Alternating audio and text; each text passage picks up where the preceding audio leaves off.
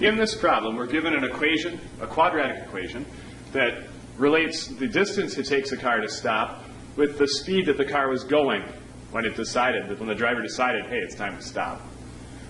They give us a distance to plug into the formula, 200 feet. So let's do that. Let's take the formula and put 200 in for the distance. You get an equation now that looks something like this. 200 equals right side of formula.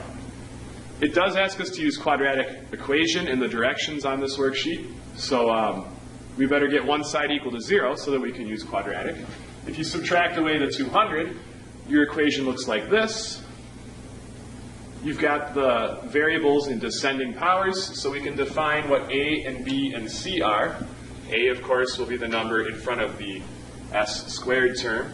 B would be the number in front of the s term. And c would be the number, the constant, at the end. So we need quadratic formula here.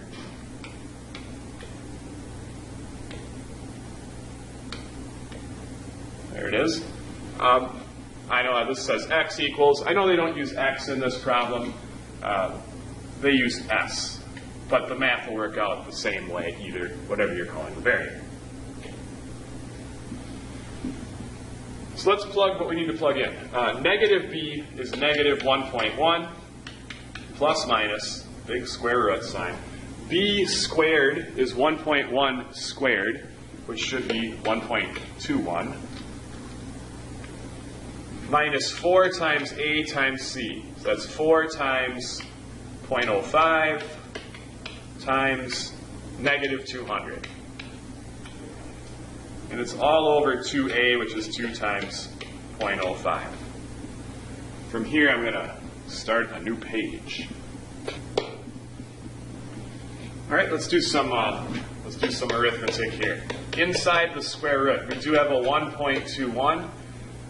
It looks like we're going to be subtracting, but in essence, we'll be subtracting a negative.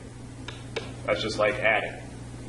And if you take 4 times 0.05 times 200, that will give you 40. And then underneath 2 times 0.05 is really just 0.1. So let's combine our like terms inside the radical. That would give you 41.21.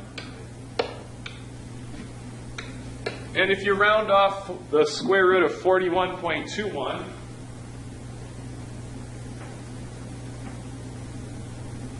you get about 6.42.